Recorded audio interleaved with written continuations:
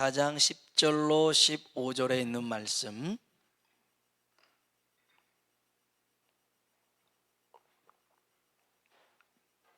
같이 한번 읽어볼까요? 10절로 15절입니다. 예수께서 대답하여 이르시되 내가 만일 하나님의 선물과 또 내게 물 좀 달라 하는 이가 누구인 줄 알았더라면 내가 그에게 구하였을 것이요 그가 생수를 내게 주었으리라. 여자가 이르되 주여 물 기를 그릇도 없고 이 우물은 깊은데 어디서 당신이 그 생수를 얻겠사옵나이까. 우리 조상 야곱이 이 우물을 우리에게 주셨고 또 여기서 자기와 자기 아들들과 짐승이 다 마셨는데 당신이 야곱보다 더 크니까. 대답하여 이르시되 이 물을 마시는 자마다 다시 목마르려니와 내가 주는 물을 마시는 자는 영원히 목마르지 아니하리니 내가 주는 물은 그 속에서 영생하도록 솟아나는 샘물이 되리라. 여자가 이르되 주여 그런 물을 내게 주사 목마르지도 않고 또 여기 물 길러 오지도 않게 하옵소서. 아멘. 아멘. 한번 인사합시다. 하나님의 은혜가 당신에게 임하기를 원합니다. 하나님의 은혜가 당신에게 임하기를 원합니다. 아멘. 한 번 더요. 하나님이 당신에게 복 주시기를 원합니다. 하나님이 당신에게 복 주시기를 원합니다. 아멘. 오늘 하나님의 선물이라는 제목으로 은혜를 나누려고 합니다. 선물 받으면 좋은가요? 좋죠. 여러분 혹시 기억에 남은 선물 있으십니까? 있죠. 뭐 많이 있겠습니다만은 기억이 잘 안 남아서 그렇지. 근데 여러분 선물이라고 하는 것, 주는 것이 좋을까요? 받는 게 좋을까요? 주는 게 좋아요. 받는 게 좋아요. 그렇죠. 뭐 줄 때도 좋고 받을 때도 좋고 그러는데, 근데 이게 뭐 다 주관적입니다. 받는 것이 좋을 수도 있고 주는 것이 좋을 수도 있는데, 근데 선물이라고 하는 것은 예기치 못할 때 전혀 상상도 못하고 있었는데 받으면 참 감동적인 것 같아요. 네, 그렇죠. 예상한 선물은 기대했다라는 거예요. 기대했다라는 것에는 기브 앤 테이크, 주고 받고 그런 게 포함되어 있을 수 있어요. 요즘 아이들의 생일 파티를 얘기하는 겁니다. 생파할 때요, 얘네들은 저희 때만 해도 주고 싶은 거를 선물로 했는데 자기가 갖고 싶은 것을 카톡에다 올려요. 나 이거 갖고 싶다. 그러니 줄 사람들은 보내라는 거예요. 보내라는 거. 이렇게 하더라고요. 그래서 또 너는 이 친구가 이거 사줬으니까 너는 이거 사줘. 이렇게 얘기를. 생일 선물의 의미가 조금 덜하지 않나? 이런 생각이 들더라고요. 덜어는 10,000원도 줘요. 생일 선물로 10,000원, 15,000원 이렇게 돈으로 줘. 그건 이해가 도움이 안 되더라고요. 어떻게 생일 선물을 10,000원 그리고 15,000원 주고 5,000원 거슬러 줘. 막 이런 이런 애들이 그렇게 하더라고요. 그래서 뭐 그럴 수 있겠다. 참 실용적이구나라는 생각은 했지만 좀 감동은 좀 덜한 것 같아요. 근데 선물 받은 사람이 선물의 그 가치를 알 때, 그러면 주는 사람은요 정말 행복해요. 정말 행복해요.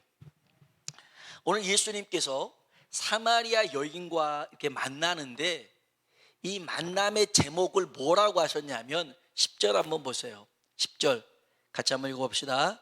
예수께서 대답하여 이르시되 내가 만일 하나님의 선물과 또 내게 물 좀 달라 하는 이가 누구인 줄 알았더라면 내가 그에게 구하였을 것이요 그가 생수를 내게 주었으리라. 아멘. 지금 예수님은 이 사마리아 여인과의 만남에 뭘 가지고 왔어요? 하나님의 선물을 가지고 왔어요. 하나님의 선물. 여러분, 하나님이 찾아오실 때 절대 빈손으로 오지 않습니다. 하나님은 선물을 가지고 방문하십니다. 그래서 여러분, 그 하나님의 방문을 우리는 기다려야 돼요. 기다려야 됩니다. 아브라함도 물론 하나님인 줄 모르고 지나가는 나그네인 줄 알고 물을 대접하면서 대접해서 모셨던데 그 중에 천사도 있고 하나님도 있었단 말이에요. 그 방문이 이 아브라함에게 축복의 말을 해주잖아요. 네가 아들을 낳을 것이다. 네 자녀가 하늘의 별처럼 많을 것이다. 하나님의 방문은 선물을 가지고 오시는 방문인데 최고의 선물인 줄로 믿습니다. 오늘 그 하나님이 이번 주에 여러분의 영혼과 가정을, 여러분의 사업장, 학교를 방문하시길 주님의 이름으로 축원합니다. 주님은 이 여인에게 선물을 주고 싶었는데 어떤 선물이냐면 14절 볼까요? 14절입니다. 읽어봅시다. 내가 주는 물을 마시는 자는 영원히 목마르지 아니하리니 내가 주는 물은 그 속에서 영생하도록 솟아나는 샘물이 되리라. 아멘, 아멘. 주님이 이 여인에게 주고 싶은 선물은 영생하도록 솟아나는 샘물이었습니다. 한 바가지 물이 아니라 철철철철철철 넘쳐나는 그 샘솟는 그 시원한 그 샘물을 주길 원하셨어요. 여인이 그럼 세상에 그런 물이 있어요? 그 물 좀 줘보세요. 제가 목마르지도 않고 이 물길로 오는 것도 힘드니까 그랬으면 좋겠어요. 그 선물을 좀 주세요. 이 여인은 한 번 마시고 끝나는 샘물인 줄 알았더니 주님이 주시려고 하는 선물은 영원히 목마르지 않는 선물을 주기로 원하셨어요. 하나님은 아까도 얘기했지만 우리 수준의 선물이 아닌 하나님의 수준의 선물을 주시길 원하신 줄로 믿습니다. 그래서 하나님은 우리에게 천국을 선물로 주시려고 예수님을 이 땅에 보내셨습니다. 이 땅에서 잘 먹고 잘 살고가 아니라 잠시 잠깐의 삶을 끝나고 나면 영원한 저 하나님의 나라에서 슬픔도 눈물도 고통도 없는 가운데 살 수 있도록 이 선물을 주시려고 예수님을 보내신 줄로 믿습니다. 한 모금의 물이 아닙니다. 주님은 샘을 주길 원하시는 분인 줄로 믿습니다. 오늘 저와 여러분이 이 큰 하나님의 은혜를 누리며 살아가길 주의 이름으로 축복합니다. 여인의 수준의 선물이 아니라 하나님의 수준의 선물을 줬습니다. 그 선물이 뭐였냐면 바로 메시아, 그리스도, 예수님 자신이었습니다. 성경 한번 볼까요? 자, 25절 26절입니다 25절 26절 같이 한번 읽어보겠습니다.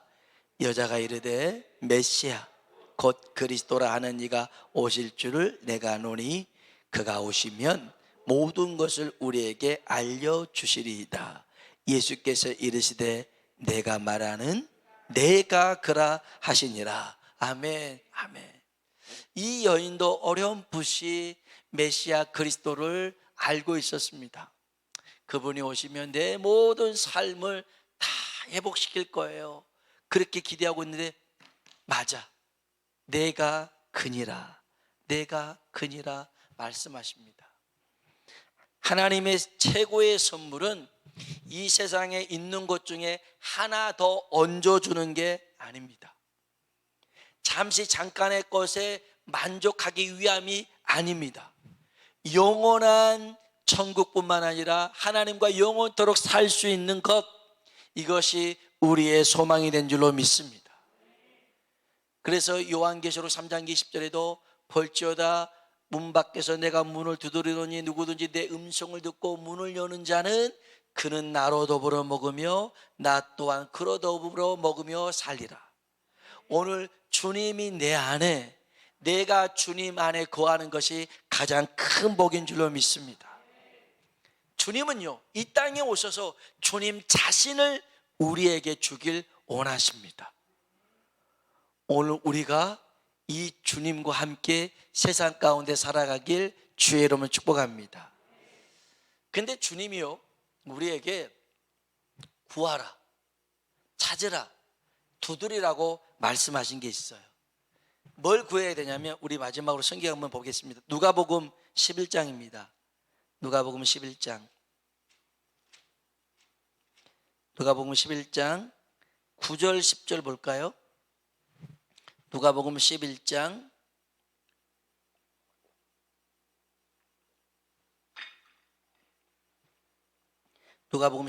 9절 10절입니다. 같이 한번 읽어보겠습니다.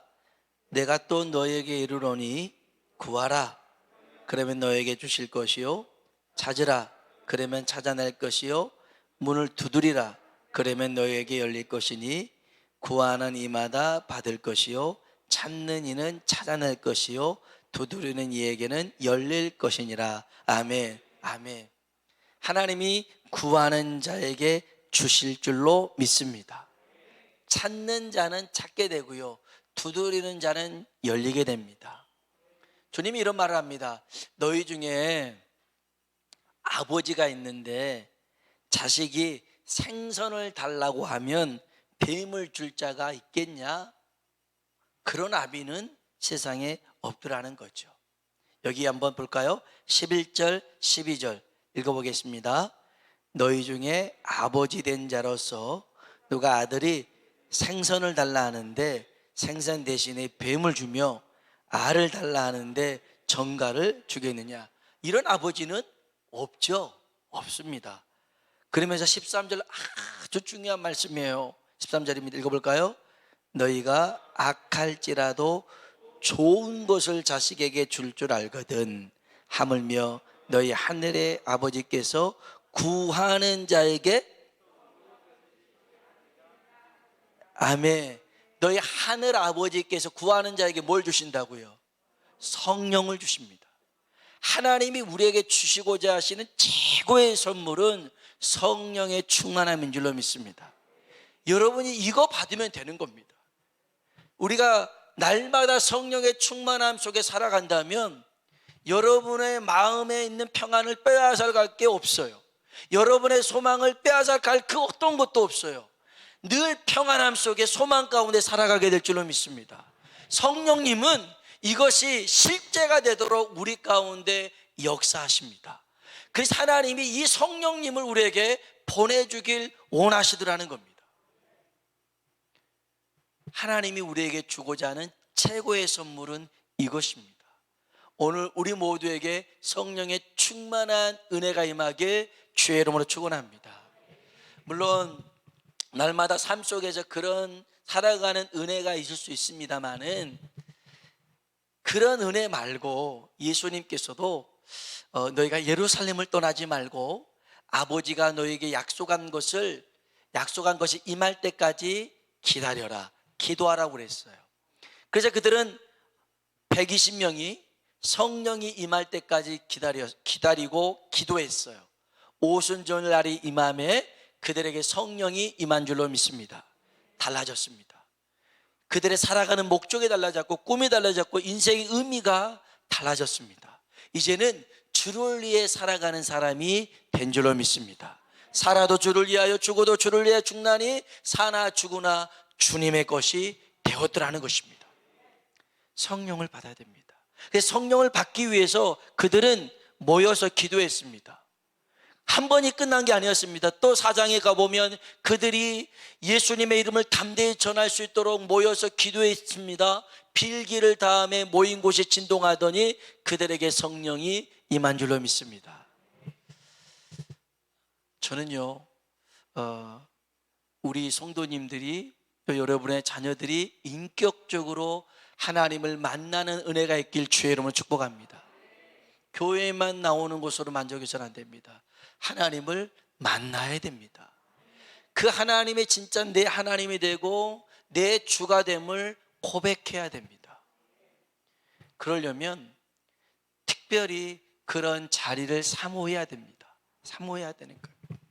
주님이 길을 가시다가 그 많은 사람이 있었지만 그 사람들 이름을 다 기억하고 그들을 불러준 게 아니었습니다. 뽕나무 위에 올라간 삭개오를 불렀습니다. 뽕나무 위에 올라가 있는 그 작은 사람 내려와봐 이러지 않았습니다. 삭개오야 내려오라 그랬습니다.